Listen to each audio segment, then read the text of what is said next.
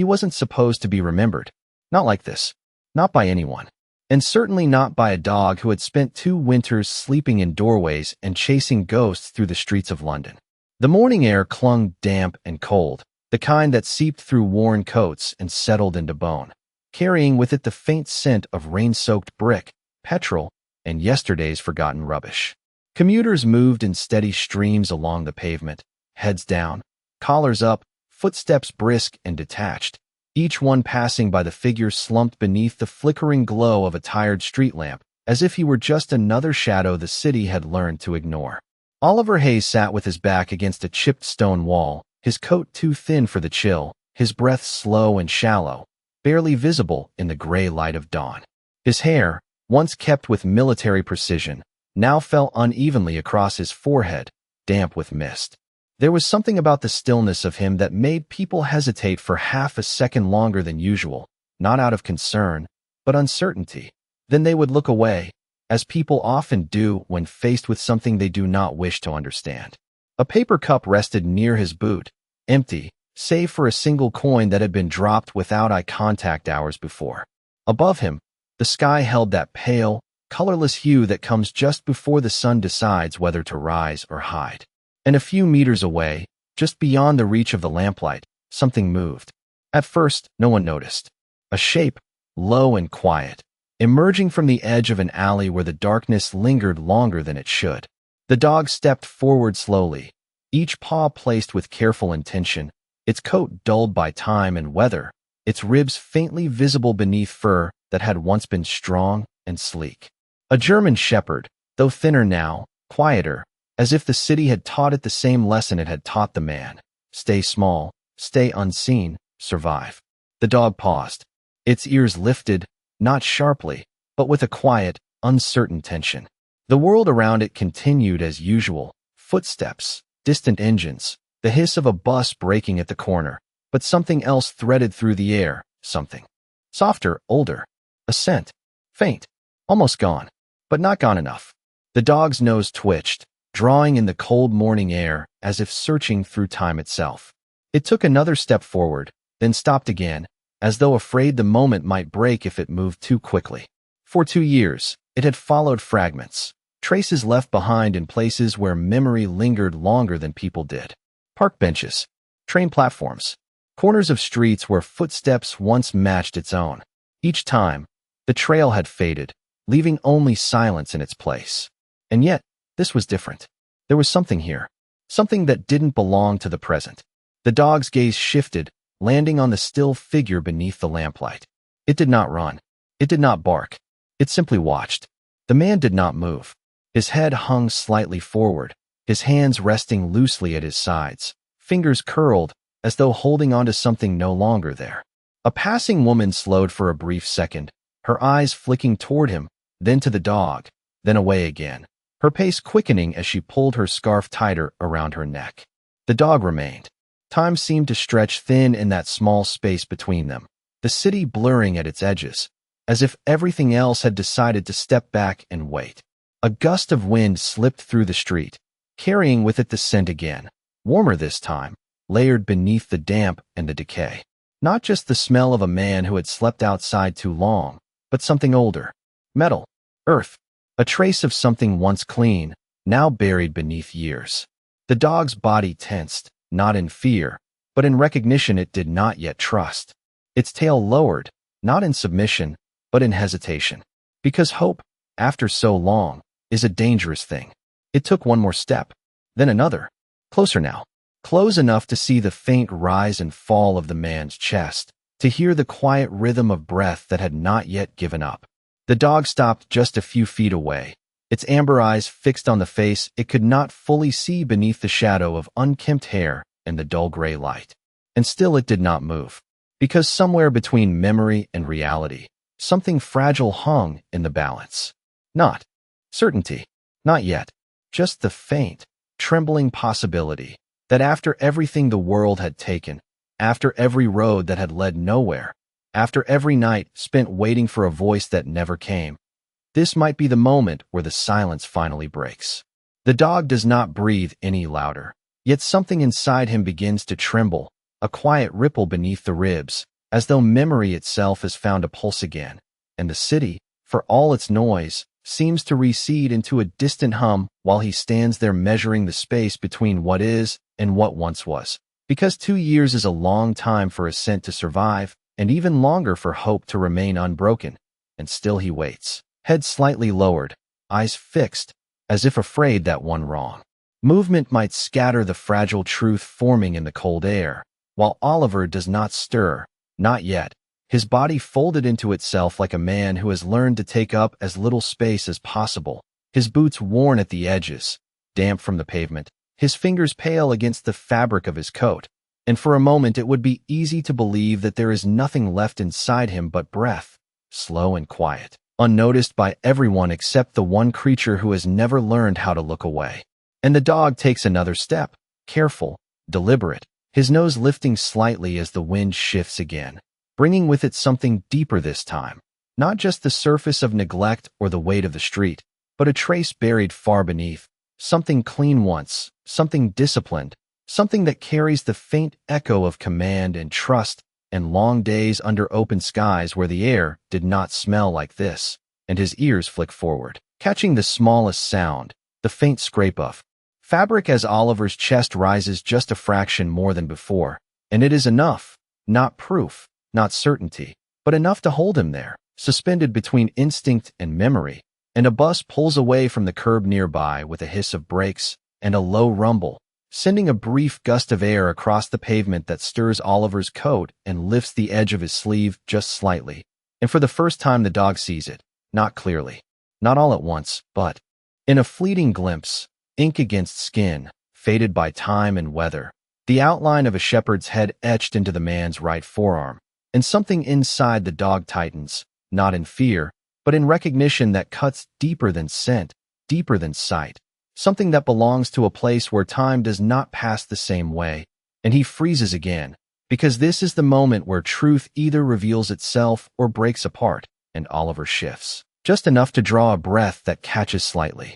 In his chest, a small, involuntary sound that escapes him, not a word, not even a groan, just the faintest sign that he is still tethered to the world, and the dog's head tilts, his body lowering closer to the ground, as if trying to make himself smaller, gentler, as though approaching something sacred, and around them the morning continues to unfold, people moving, voices low, footsteps echoing against stone, none of them aware that something extraordinary is balancing on the edge of happening. And Oliver's hand twitches, a subtle movement, fingers curling and uncurling as though reaching for something unseen, and the dog takes another step, closing the distance to just a few feet now, close enough to hear the rhythm of breath, to see the faint rise of shoulders beneath the worn coat.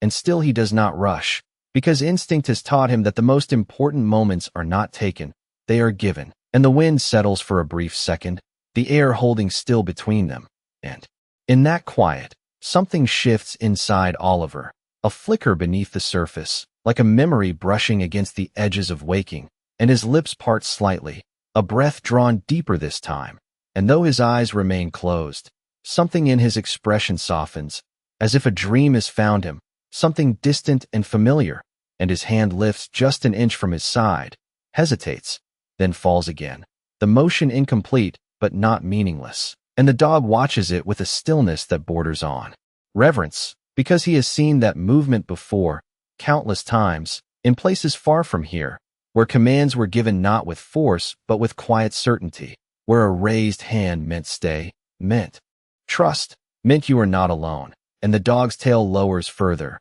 not in fear, but in something heavier, something that carries the weight of waiting and the risk of being wrong. And for a long second, he does nothing, simply stands there, breathing in the moment as if committing it to memory before it can vanish. And then, slowly, almost imperceptibly, he lowers himself onto the cold pavement, not lying down completely, but crouching, front legs bent, head lowered, eyes never leaving the man. A silent offering, a question without words. And Oliver's breathing shifts again, deeper now, more present, and his brow tightens slightly as though something inside him is trying to rise to the surface, something he cannot yet name, and the city light grows a shade brighter as the morning edges forward, casting a softer glow across the pavement, touching the edge of the dog's fur, the worn fabric of Oliver's coat, the faint lines of the tattoo that has not yet been fully seen, and in that fragile space between sleep and waking, between doubt and recognition, the world seems to hold its breath, waiting to see whether two lost souls, separated not just by distance, but by time and everything that time can take, will find their way back to each other, or whether this moment, like so many before it, why there is a moment, small and almost invisible, when the past presses gently against the present and asks to be let back in. And it happens now in the quiet space between Oliver's unsteady breath and the dog's unwavering gaze, because something has begun to shift beneath the surface of a man who has spent too long learning how not to feel, and it begins not with sight, not with sound, but with a memory so faint it could be mistaken for a dream, a memory of early mornings where the air carried the scent of damp earth rather than concrete, where boots met gravel instead of pavement, where a presence walked beside him not out of necessity, but out of choice, and Oliver's brow tightens slightly as though he is reaching for something just beyond his grasp, his lips parting again as a breath catches in his chest, deeper this time, more deliberate, and the dog does not move, not even an inch, because instinct tells him that this is the fragile edge of something sacred, the exact point where recognition either blooms or slips away entirely. And the city continues around them. Indifferent and unaware, a bicycle bell rings somewhere in the distance. Footsteps pass.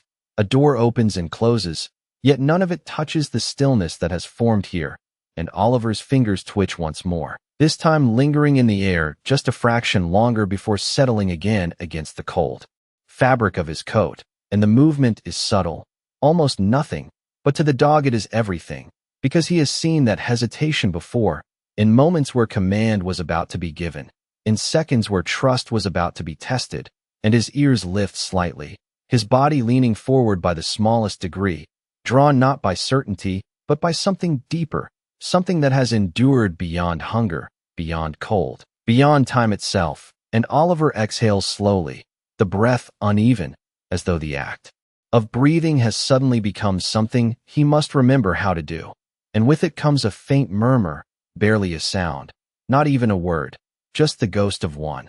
Something shaped by memory rather than intention, and the dog's heart quickens, not in panic, but in recognition that resonates through every fiber of his being. Because though the voice is broken, though it carries none of the strength it once held, the rhythm of it, the quiet cadence, remains unchanged, and for a brief second the world narrows to that single fragile connection, a thread stretched across 2 years of absence, trembling but unbroken, and Oliver's head shifts slightly, tilting just enough for the pale morning light to catch his face, revealing lines etched by time and hardship, shadows beneath his eyes, and something else beneath it all, something that has not entirely faded, and his hand moves again, this time not aimlessly, but with a faint, unconscious purpose, lifting just enough for the sleeve of his coat to fall back further, exposing more of the ink beneath, the shape clearer now, the outline of a German shepherd etched into his skin, weathered but unmistakable, and the dog's breath catches, if such a thing can be said of him, because this is no longer just scent or sound or instinct. This is proof, quiet and undeniable, and still he hesitates, because 2 years have taught him caution, have taught him that hope can lead to emptiness if grasped too quickly, and so he waits 1 second longer, then another, watching, listening, allowing the moment to unfold in its own time, and Oliver's eyes flutter, not fully opening, not yet, but enough to let in a sliver of the world he has been shut away from, and for an instant his gaze drifts unfocused across the pavement, past the shapes and shadows that mean nothing to him anymore, until it settles, almost by accident, on the form crouched before him, and there is no recognition at first, only confusion, the distant awareness of a presence where there should be none, and his brow furrows slightly, a faint crease forming as his mind struggles to place what it sees. Because the image does not belong to the life he has been living, it belongs to something else, something he has buried beneath layers of survival and silence. And the dog remains perfectly still, as though he understands that this is the final threshold, that any sudden movement might shatter the delicate process taking place behind those half-open eyes, and Oliver inhales again. Deeper now, his gaze sharpening just a fraction as the fog begins to lift, and something flickers there. Not yet recognition, but the beginning of it, the subtle shift from seeing to remembering, and his hand, still hovering slightly above his side, moves in a small, almost involuntary gesture, fingers curling inward in a motion that once meant stay, meant wait, meant trust me, and the dog feels it not as a command, but as a memory made real, and in that instant the distance between them, measured not in feet but in years, begins to collapse, slowly, quietly, as if the world itself is allowing it to happen, and the first fragile spark of recognition ignites, not fully formed, not yet complete, but enough to Chong. Recognition does not arrive like a sudden storm. It comes the way dawn does in a city like this, slow, reluctant, filtering through layers of doubt and disbelief until it touches something that has been waiting far longer than it should have.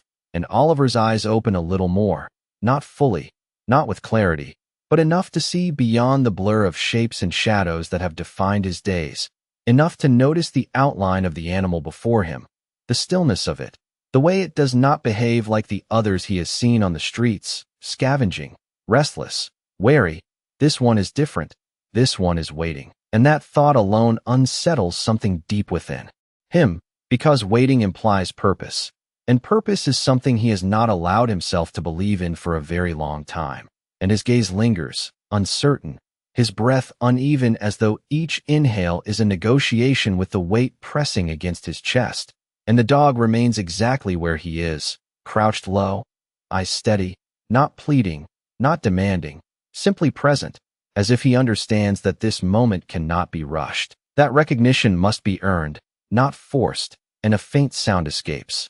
Oliver's throat, rough and quiet, shaped more by memory than intention, and though it is not a word, not yet, it carries the echo of one, something once familiar now buried beneath layers of time, and the dog hears it, not with his ears alone, but with something deeper, something that remembers before thought can interfere, and his body shifts forward by the smallest degree, a subtle movement that closes the distance by inches, not enough to startle, just enough to say I am still here, and Oliver's brow furrows as his mind searches for meaning in what he sees, because there is something about the dog's eyes that refuses to let him look away, something steady, unwavering, almost knowing, and it unsettles him in a way he cannot explain, because it feels like being seen, truly seen, and that is something he has not experienced in years, and his hand lifts again, this time higher, trembling slightly as it hovers in the space between them, fingers curling and uncurling as if recalling.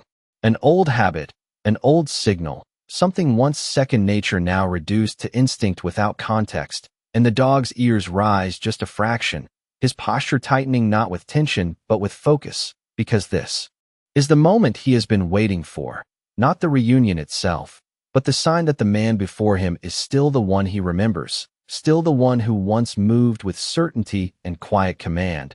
And Oliver's lips part again, and this time the sound that follows is clearer, fragile but real, a single word that barely carries beyond the space between them. Stay. And it is not spoken with authority, not with strength. It is spoken as if testing whether the word still belongs to him, whether it still holds meaning in a world that has taken so much. And for a second nothing happens. The city continues, the light grows, the moment hangs suspended, and then the dog does something extraordinary in its simplicity. He does not move, not even an inch. He holds his position exactly as he is, as though the command has never lost its place, as though 2 years have not passed, as though the bond between them has simply been waiting for this one word to awaken it again, and something inside Oliver breaks, not loudly, not visibly, but in the quiet way that walls begin to crumble when they can no longer hold the weight of what has been kept inside. And his eyes focus more clearly now, tracing the lines of the dog's face, the familiar shape of the ears, the depth of the gaze, and recognition begins to form, not all at once, not with certainty, but with a growing sense of impossible truth, and his breath catches, sharper this time, as memory floods in, not as images, but as feeling. The presence of a companion who walked beside him through moments where words were unnecessary, where trust was absolute, where the world, no matter how uncertain, felt navigable because he was not alone, and his hand lowers slowly, no longer hovering but reaching, tentative, uncertain, as though afraid that contact might shatter the reality taking shape before him. And the dog watches the movement with a stillness that carries both patience and longing. Because this is the final step, the one that cannot be undone, the one that will confirm whether what he feels is real or simply another echo of something lost. And Oliver's fingers extend, stopping just short of the dog's fur, the space between them, charged with everything that has been unsaid, everything that has been endured. And for a moment he hesitates, his expression shifting between disbelief and fragile hope. And then, with a breath that trembles more than he realizes, he closes the distance, his hand making contact, and the world, for that single instant, seems to fall silent the moment his hand meets the dog's fur. It does not feel like contact with something new. It feels like touching a memory that has been waiting just beneath the surface, warm despite the cold air, familiar despite the years. And Oliver's fingers freeze there for a second longer than they should, as if his mind cannot quite accept what his body already knows, because the texture, the shape, the quiet steadiness beneath his palm is not something the streets could have invented, and the dog does not pull away, does not startle, does not break the fragile connection. Instead, he leans into it with a softness that speaks of trust unbroken, of patience, carried across time without complaint, and a sound escapes him then. Not loud, not sharp, but low and trembling, something between a breath and a whine, the kind of sound that belongs to moments where words are no longer enough. And Oliver's breath catches in his chest as the reality of it begins to settle, not all at once, but in waves that move through him slowly, each one carrying more certainty than the last, and his hand begins to move, almost without permission, fingers brushing along the dog's head, tracing the line from ear to neck, relearning something that once came as naturally as breathing. And the dog closes his eyes briefly, not fully, just enough to show that he feels it, that he remembers too. And for a moment the years between them seem to thin, not disappear, but soften at the edges, as though they are no longer a barrier but a distance already crossed. And Oliver exhales, a long, uneven breath that trembles on the way out. And with it comes a word, clearer this time. Still fragile, still uncertain, but real. Rex. And the name hangs in the air between them, quiet but undeniable, and the dog reacts not with sudden movement, not with noise, but with a shift so profound it changes the space around them, his body leaning forward, his head lowering further beneath Oliver's hand as though anchoring himself to the sound, to the voice, to the man who has finally remembered him, and his tail, still low, begins to move, not in wide arcs but in small, controlled motions, careful, restrained, as if he too is afraid of breaking the moment. And Oliver's eyes widen just slightly, the disbelief still there, but now mixed with something warmer, something that has not touched him in a very long time. And his other hand lifts slowly, joining the first, both now resting against the dog's fur, holding, not tightly, not possessively, but with a quiet need that he does not yet understand. And the world begins to return around them. The sound of footsteps, the distant hum of traffic, a voice calling out somewhere down the street, but none of it reaches into the space they have created. Because for Oliver, everything has narrowed to this single, impossible truth, that something he thought was lost beyond recovery has found its way back to him, not through effort, not through searching, but through loyalty that refused to let go.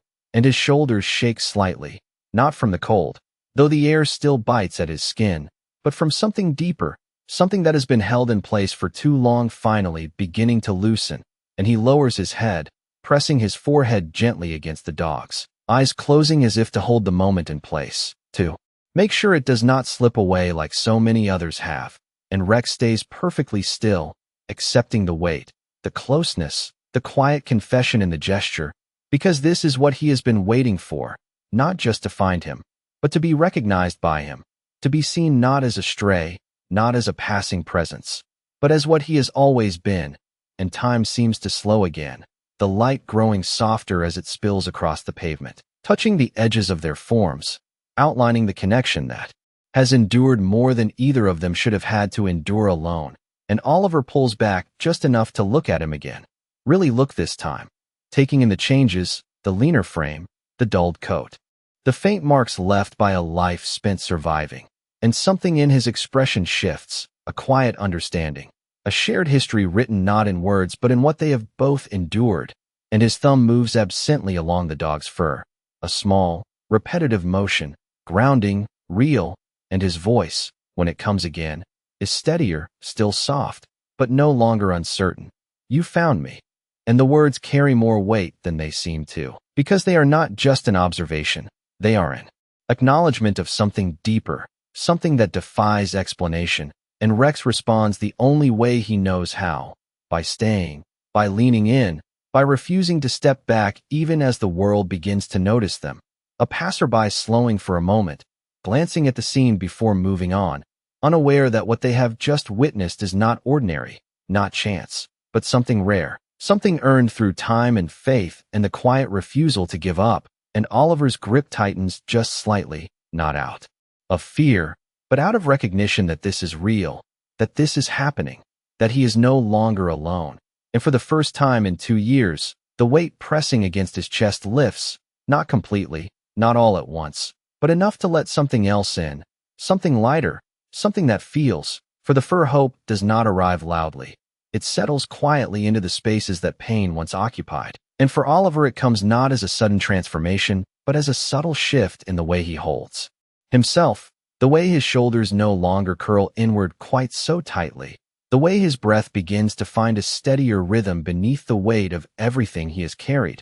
And Rex feels it before it is seen, because he has always known the language of small changes, the slight easing of tension, the quiet return of something that had been missing.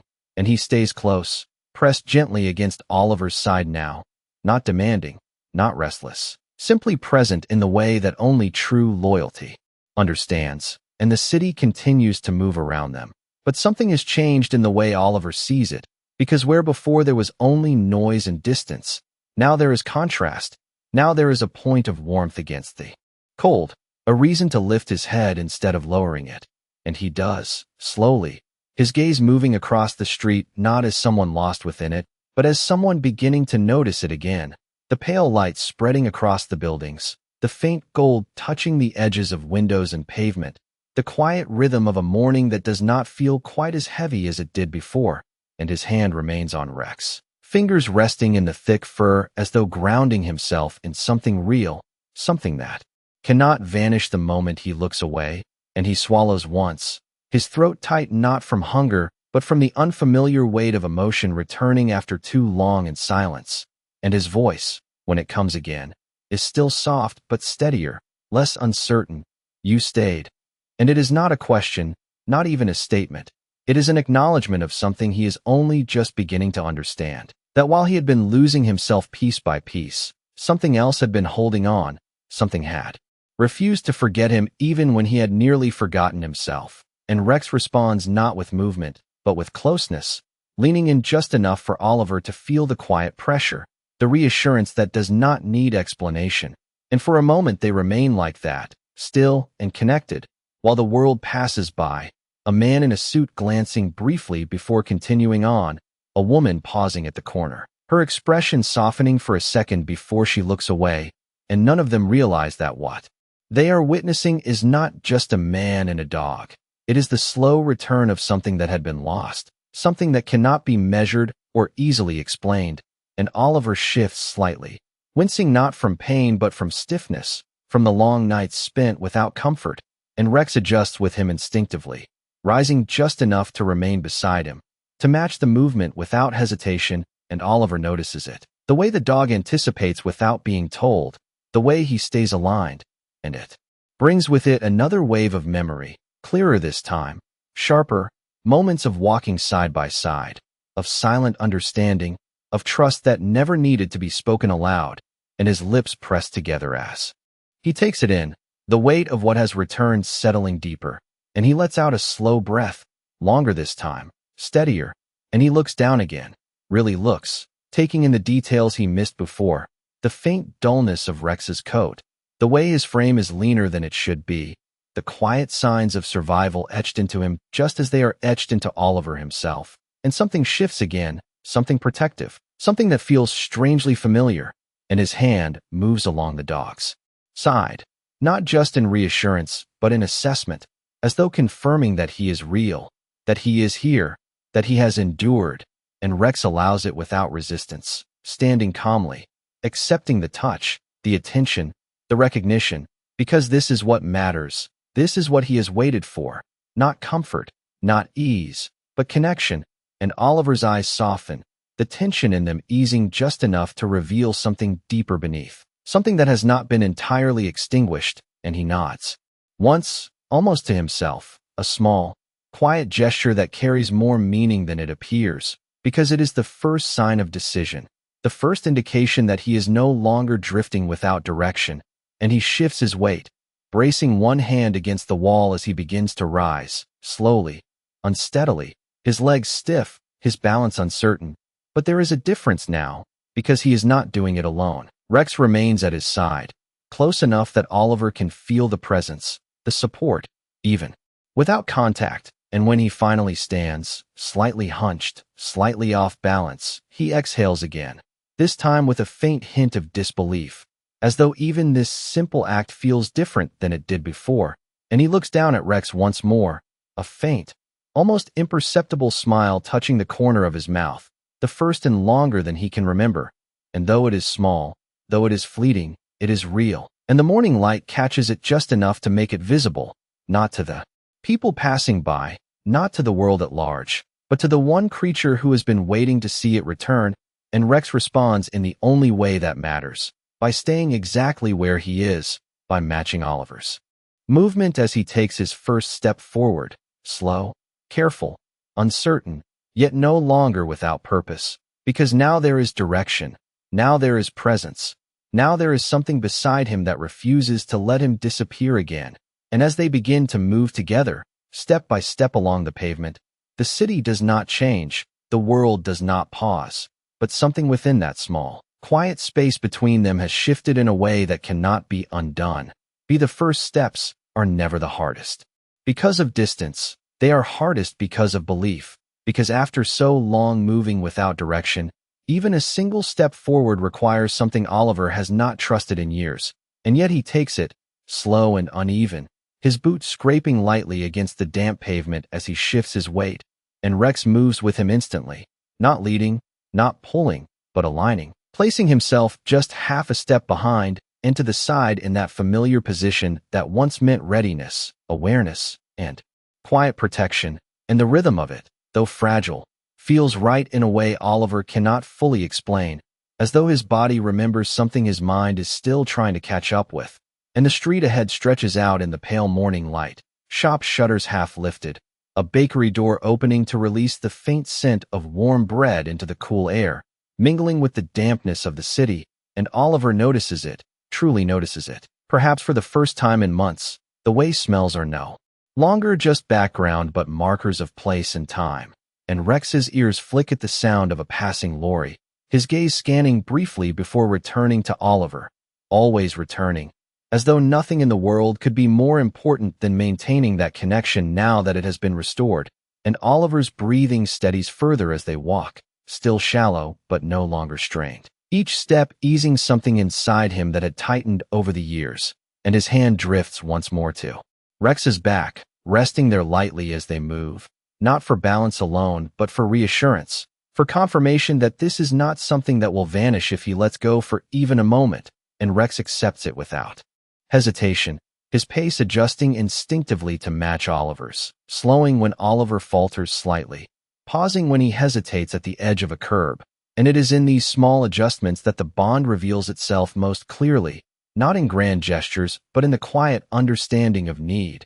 And a cyclist passes, slowing just enough to glance at them, a brief look of curiosity crossing his face before he continues on. And Oliver notices that too, the way people look, the way they register something different even if they do not fully understand it. And for the first time in a long while, he does not lower his gaze in response. He simply continues forward, his posture still bent but less so, as if something invisible is beginning to lift him, and Rex senses it. The subtle change in the way Oliver carries himself, the faint shift from retreat to presence, and his tail moves slightly, not wide, not exaggerated, but steady, a quiet affirmation of something that does not need words. And they reach the corner where the pavement dips slightly before the crossing, the painted lines worn but still visible, and Oliver pauses there, not because he does not know what to do, but because he is not yet certain he belongs to the flow of movement around him, the crossing of streets, the rhythm of ordinary life, and Rex stops with him, turning his head slightly to look up, not questioning, not urging, simply waiting. And Oliver exhales, the breath longer this time, and he glances down at the dog, meeting his gaze fully, and in that look there is a question, unspoken but clear, something like, can I do this? Can I step back into a world that has moved on without me? And Rex holds that gaze without hesitation, steady and certain in a way that only comes from absolute trust. And it is enough, not because it answers the question, but because it reminds Oliver that he does not have to answer it alone. And so he steps forward, one foot then the other, crossing slowly, carefully, the world moving around them in its usual rhythm, cars passing at a distance, a bus stopping with a soft hiss. And yet within that movement there is a quiet stillness that belongs only to them, a space where time feels slightly different, where each step carries more meaning than it should. And when they reach the other side, Oliver pauses again, not out of hesitation this time, but out of something else, something like awareness. And he looks down the street, taking in the row of small shops, the narrow alleyways, the early light catching on windows, and for a moment he simply stands there, Rex at his side, both of them framed by a world that has not changed and yet feels entirely different. And Oliver's shoulders lift slightly as he draws in a deeper breath, filling his lungs in a way he has not done in a long time. And when he exhales, there is a subtle shift in his expression, not a smile, not yet, but something close to it, something that suggests the beginning of possibility. And his hand presses gently against Rex's side once more, a silent acknowledgement, a quiet thank you that does not need to be spoken aloud. And Rex responds as he always has, by staying, by matching the moment with presence rather than reaction. And together they continue forward, not with certainty, not with a clear destination, but with something far more important, a shared direction, a movement that is no longer aimless. And as they walk further into the waking city, step by step, something becomes clear in a way that does not need to be explained, that the journey ahead may still be uncertain, may still be difficult, but it is no longer empty, because now, for the first time in 2 years, every step Oliver takes carries the quiet, steady assure they do not walk far before the world begins to test whether this fragile return to something real can hold.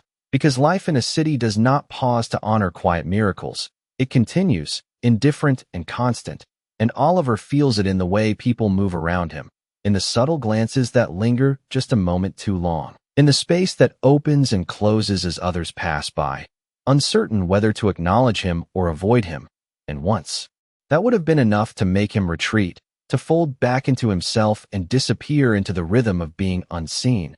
But now there is a difference, small but undeniable, because every time that instinct begins to rise, his hand finds Rex again, fingers brushing against the steady warmth of fur, and it anchors him, pulls him back from the edge of old habits, and Rex senses it each time, the slight tightening in Oliver's movement, the hesitation that flickers through him, and he responds without thought, adjusting his pace, drawing just a fraction closer, his presence quiet but firm, a reminder that he is there, that he has not come this far to let the man slip away again. And they move past a row of shops just beginning to open, metal shutters lifting with a dull clatter, the smell of coffee drifting out into the street from a small cafe on the corner, rich and warm, cutting through the dampness of the morning air, and Oliver slows without meaning to, his head turning slightly towards the scent, something stirring within him, not hunger alone, though that is there too, but recognition of something ordinary, something once part of a routine he had long since abandoned.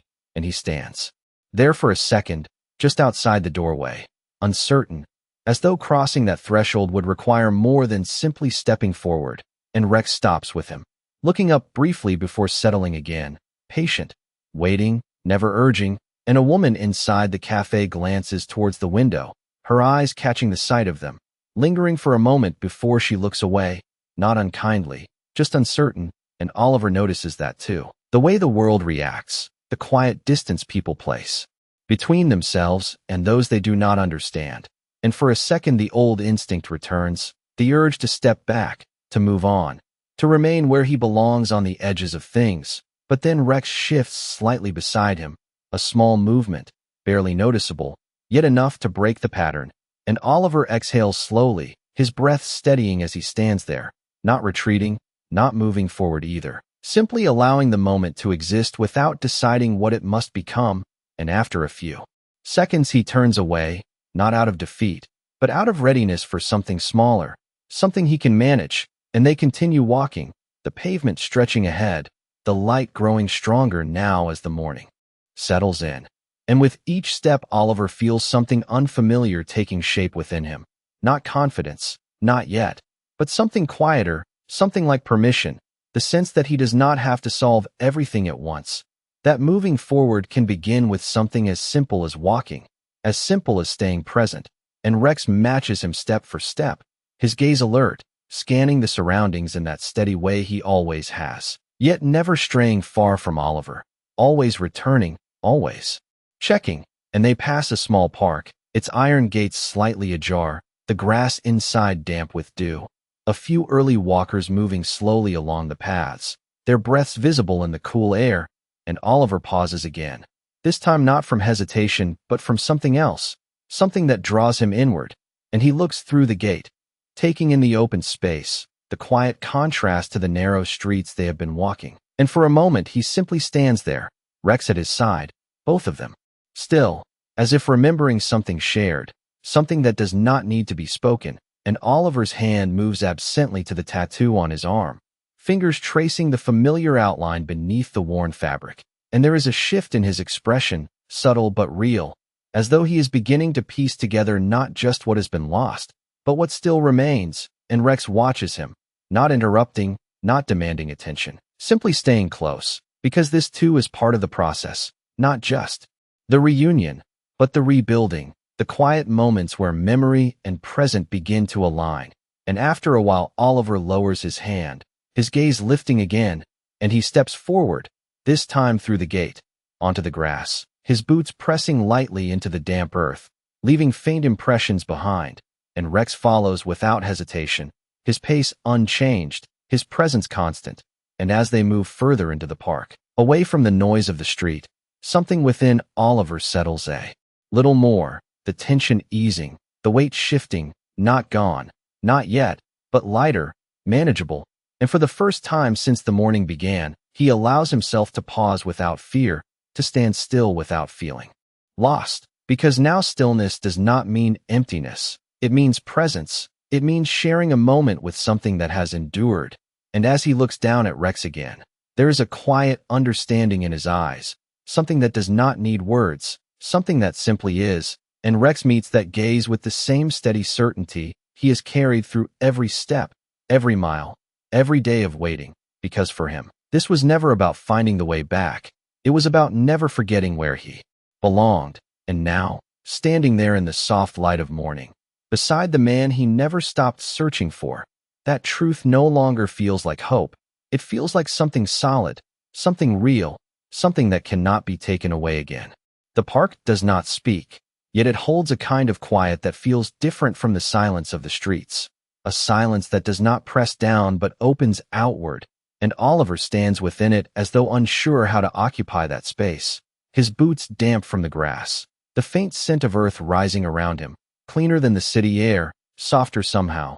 And Rex remains close, not touching now, but never more than a step away, his presence steady, watchful, as though guarding not just the man but the moment itself.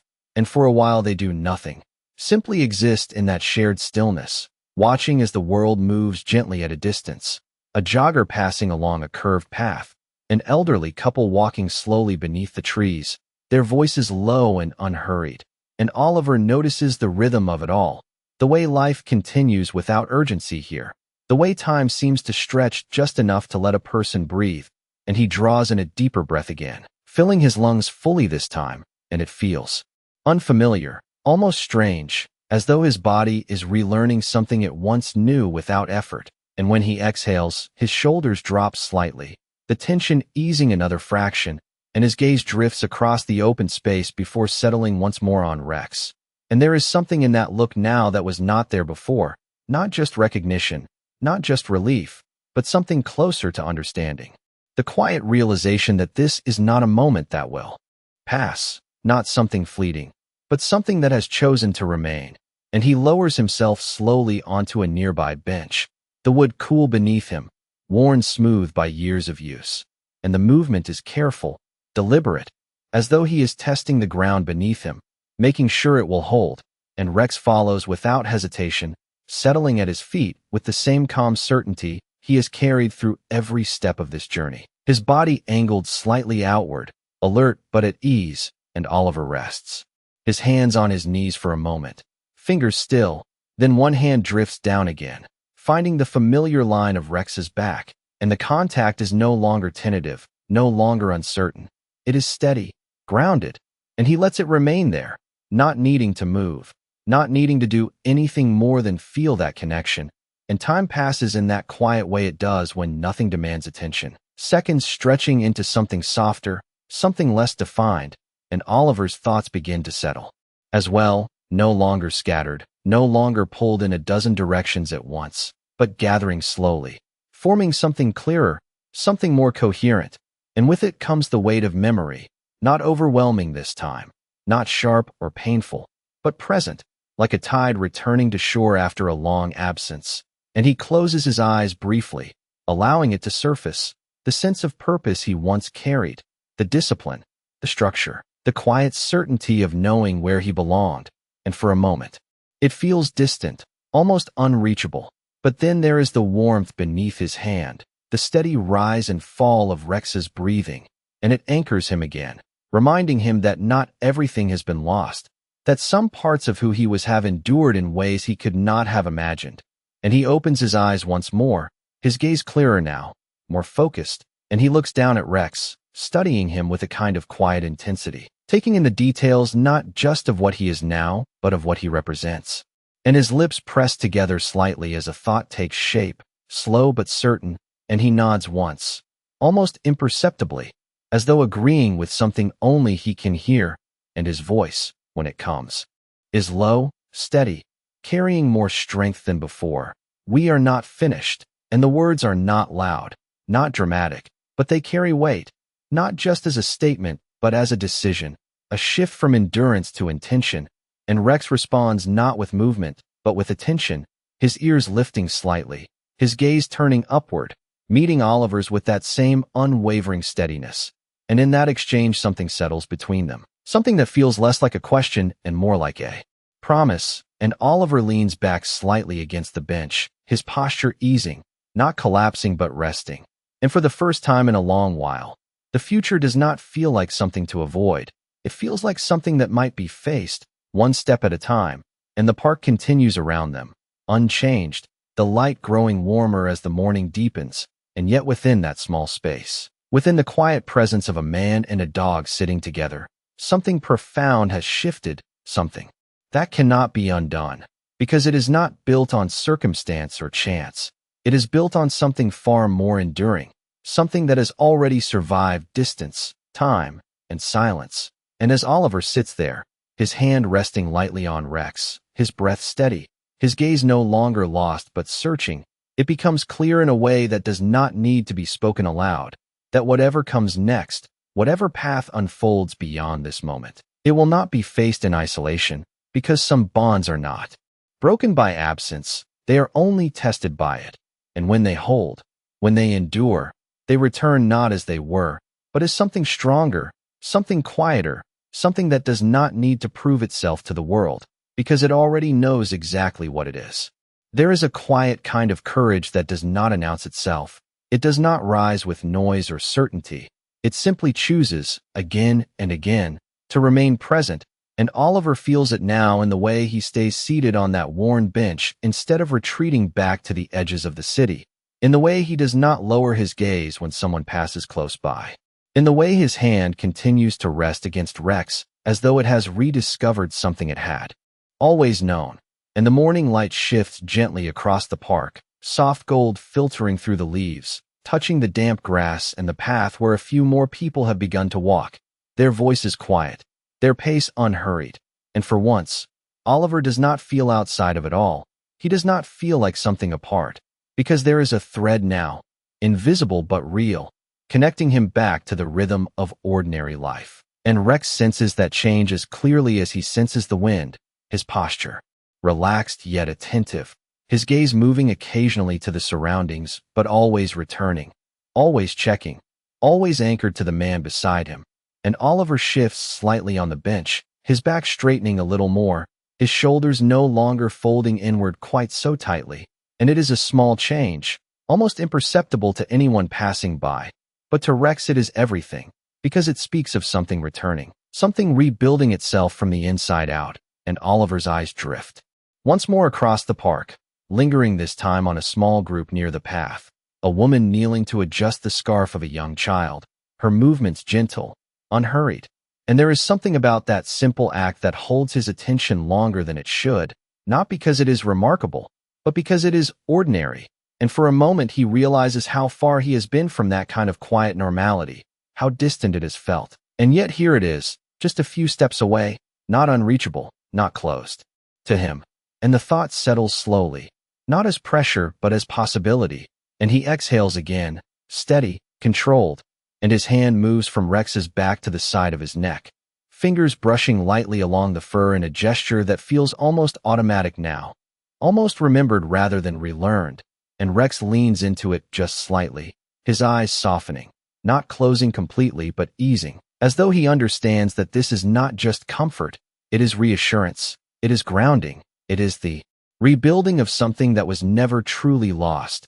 And time passes in that quiet way again, minutes slipping by without urgency, and Oliver's mind, once crowded with noise and fragments, begins to organize itself, thoughts aligning, questions forming not as burdens but as steps. And he glances down at his own hands, turning them slightly, noticing the wear, the lines, the marks left by time and circumstance. And for the first time in a long while, he does not look at them with detachment. He looks at them with recognition, as something that still belongs to him, something that can still be used, still be guided. And he nods once more, that small, almost private gesture, and then he leans forward, placing his weight on his legs as he prepares to stand again.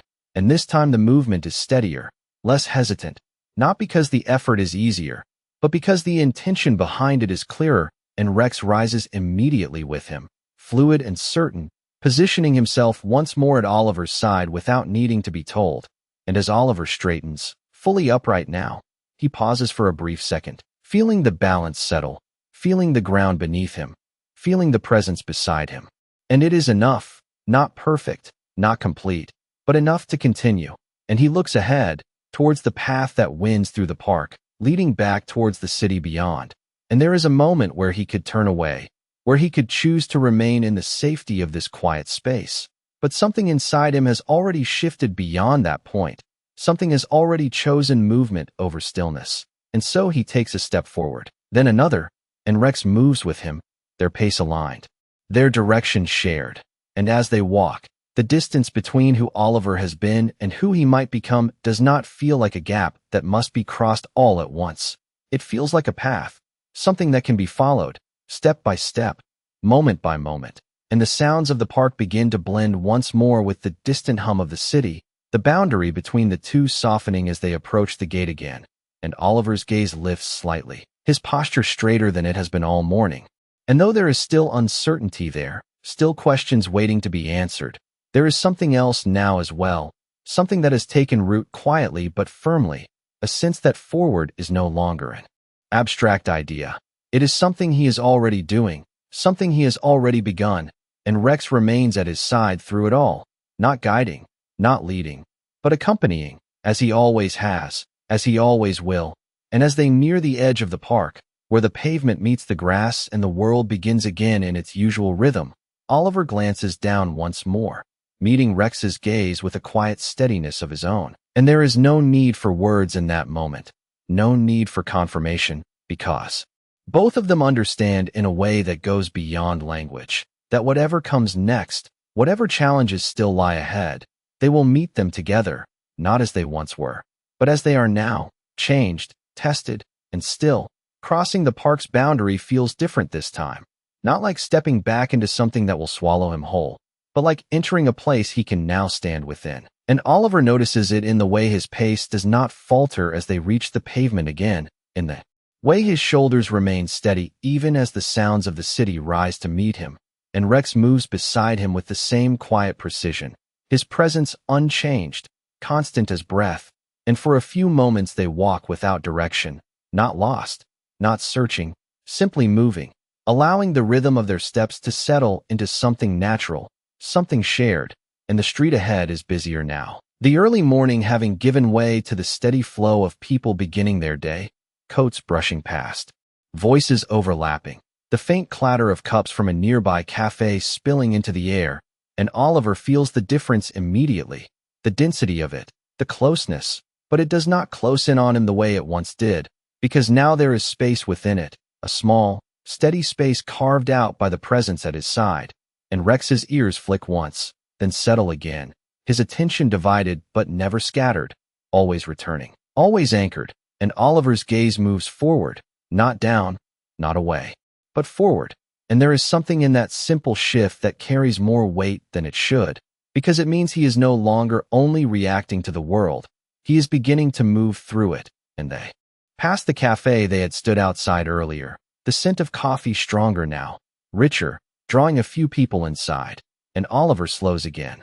But this time the hesitation feels different, not rooted in fear, but in consideration, and he stands just beyond the doorway, watching for a moment, the light inside warm, the movement gentle, and Rex pauses with him, turning his head slightly, not pulling, not resisting, simply acknowledging the change in pace, and Oliver exhales slowly, his breath steady.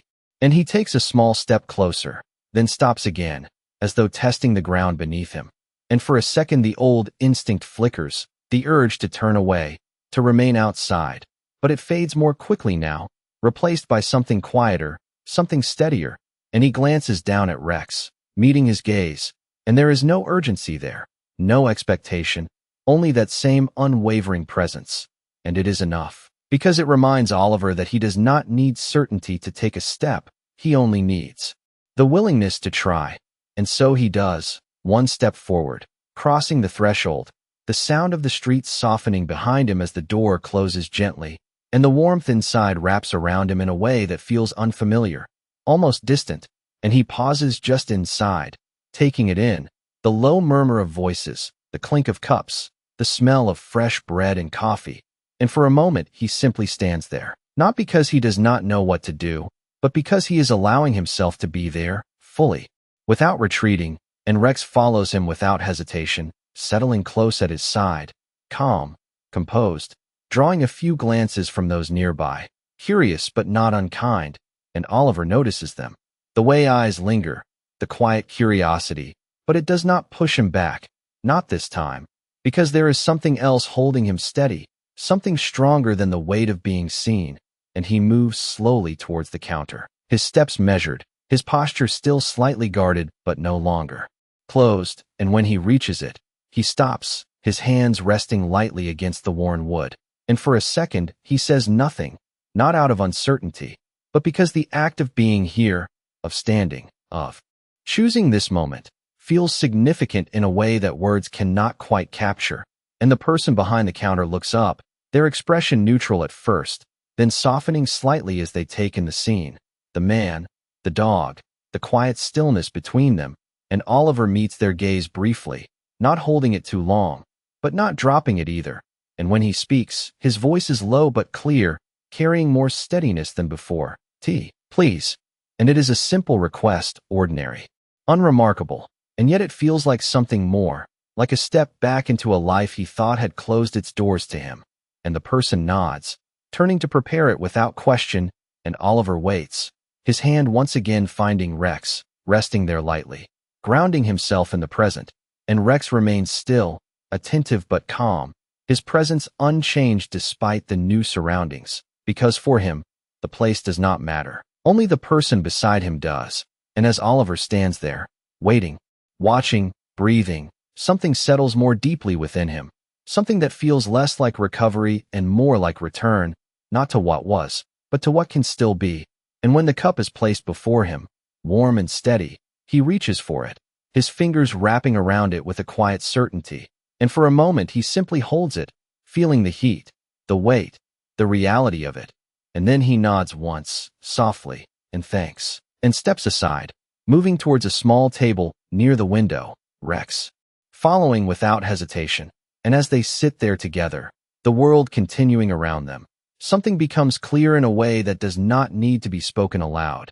That this is not the end of anything, not a conclusion, but a beginning, quiet and steady, built not on grand gestures but on moments like this, small, deliberate, real.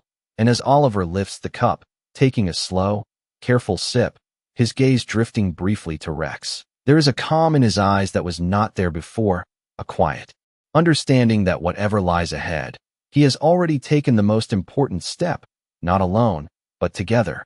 Warmth does not only come from the cup in Oliver's hands. It begins to settle somewhere deeper, somewhere that has been cold for far longer than the morning air ever could explain. And he sits there by the window, the soft light filtering through the glass, catching the faint steam rising from the tea. And for a moment he simply watches it, the slow curl of it into the air, the way it disappears without urgency. And there is something calming in that, something that mirrors the quiet pace of everything around him. And Rex lies at his feet, still, composed, his body relaxed yet aware, his ears flicking occasionally at the low sounds of the cafe, the murmur of conversation, the soft clink of porcelain. And Oliver's hand drifts down again, resting gently along Rex's back, the contact now natural, no longer something he has to think about. And he takes another sip, slower this time, letting the warmth settle, letting it remain, and his gaze shifts beyond the window, out to the street where people continue to pass, coats brushing, heads turned forward, each of them moving within their own small world. And he notices how different it feels now, how the distance between him and them is no longer defined by separation but by choice.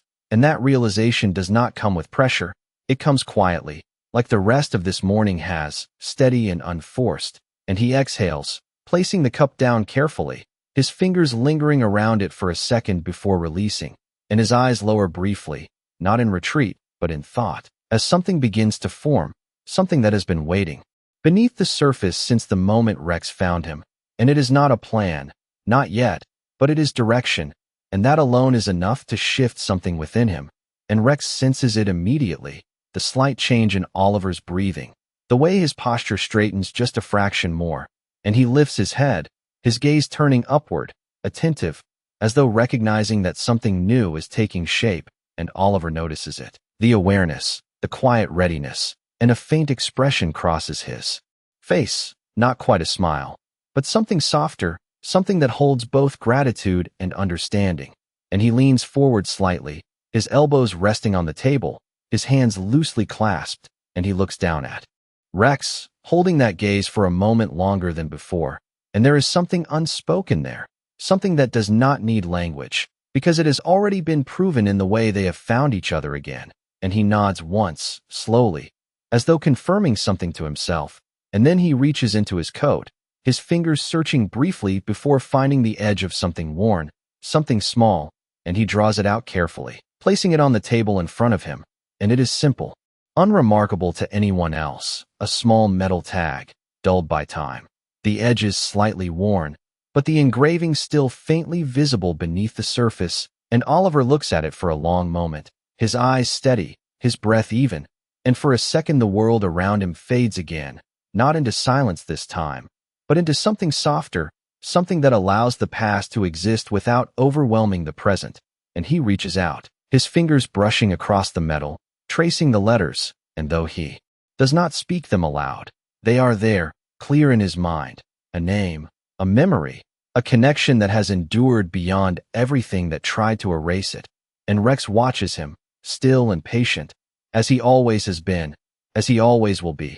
And after a while Oliver lifts the tag, turning it slightly so that the light catches it, and he glances down again, meeting Rex's eyes, And there is no hesitation now, no doubt, only a quiet certainty. And he speaks softly, his voice calm, steady. We begin. Again. And the words do not carry weight because of how they sound, but because of what they mean, because they are not spoken lightly. They are spoken with the understanding of everything that has been lost and everything that still remains. And Rex responds in the only way he knows how. By staying, by holding that gaze, by allowing the moment to settle without rushing it. And Oliver places the tag back into his coat, not as something hidden, but as something kept, something that belongs with him. And he sits back slightly, his posture more at ease now, more aligned with the space he occupies, and the sounds of the cafe return fully, the voices, the movement, the quiet rhythm of ordinary life, continuing around them. And yet within that rhythm there is a shift, subtle but real, because Oliver is no longer outside of it. He is within it, part of it, present in a way he has not been for a very long time. And he reaches for the cup again, lifting it slowly, taking another sip, and this time the warmth does not feel unfamiliar. It feels right. It feels earned. And as he sets it down once more, his gaze drifts to Rex again, and there is something settled in his expression now, something steady, something that does not waver. And in that quiet exchange, in that shared understanding, it becomes clear in a way that needs no explanation, that this is not simply a return to what once was. It is the beginning of something shaped by everything they have endured, something quieter, stronger, and far more enduring than anything that could have been before, because sometimes what is rebuilt is not a replacement for what was lost. It is something deeper, something that carries both the weight of the past and the promise of what still lies ahead. And as Oliver sits there, the light growing warmer, the city moving beyond the window, and Rex resting steadily at his side, that promise no longer feels distant. It feels close enough to reach, one step at a time. Some endings do not arrive with finality. They arrive with a quiet sense of continuation, as though the story has simply found a steadier path rather than reaching a conclusion. And Oliver sits for a moment longer by the window, the cup now empty, the warmth lingering faintly in his hands. And he looks out at the street once more, not as someone observing from a distance, but as someone preparing to step back into it with intention. And Rex rises before he is asked, sensing the shift not in movement but in resolve, his body aligning naturally beside Oliver as though nothing has ever been uncertain between them. And when Oliver stands, there is no hesitation this time, no testing of balance or doubt in the motion, only a quiet steadiness, a grounded presence that carries forward with him. And he reaches down briefly, his hand brushing along Rex's neck, not to reassure himself now, but as a gesture of something shared, something understood. And together they move towards the door, the soft sound of it opening blending into the rhythm of the street beyond. And the air outside feels different now, not because it has changed, but because he has, the chill no longer pressing as deeply, the noise no longer overwhelming. And they step onto the pavement side by side, their pace measured but certain, and for a moment they stand there, not out of hesitation, but to take in the space before them, the city, stretching outward in all directions, alive, indifferent, yet no longer distant. And Oliver inhales slowly, filling his lungs, and when he exhales, there is a clarity in his expression that was not there before, a quiet acceptance of where he stands and where he can go from here. And Rex remains close, his presence unwavering, not guiding, not leading, but accompanying in the way that only true loyalty knows. And they begin to walk again, their steps aligning without effort, the rhythm natural, almost remembered. And as they move through the street, something subtle begins to shift in the way others see them, a glance held a fraction longer, a look that carries curiosity rather than dismissal, not because the world has changed, but because there is something different in the way Oliver carries himself now, something that speaks of presence rather than absence. And he notices it, not with discomfort, but with quiet awareness, allowing it to pass without retreating, because he no longer needs to disappear to feel safe. And Rex walks beside him through it all, his gaze steady, his movement calm, a constant reminder that some things do not falter when tested, they endure. And they pass once more by the places that had once felt like boundaries, the cafe, the crossing, the narrow streets that once confined him. And now each one feels less like a limit and more like a marker a point along a path that has already begun to unfold. And Oliver's hand brushes lightly against the tattoo on his arm as he walks, the familiar outline grounding him, connecting what he was to what he is becoming. And he does not look away from it. He does not hide it. He carries it with him as part of the story that has led him here, and Rex remains at his side, close enough that their movement feels singular rather than separate, and the city continues around them, unchanged yet entirely different in the way it meets them now, and they walk without urgency, without a defined destination, because that is no longer what matters. What matters is the direction, the movement, the shared presence that turns each step into something meaningful. And as the morning grows brighter, the light spreading across the buildings and the pavement, there is a sense of something settling into place, not perfectly, not completely, but enough to carry forward, enough to build upon. And Oliver glances down once more, meeting Rex's gaze. And there is no question there now, no uncertainty, only recognition, deep and steady, and he nods slightly, a gesture that holds everything that has passed between them, everything that has been endured and found again. And they continue on, step by step, not as they once were, but as something shaped by time, by loss, by loyalty that refused to break.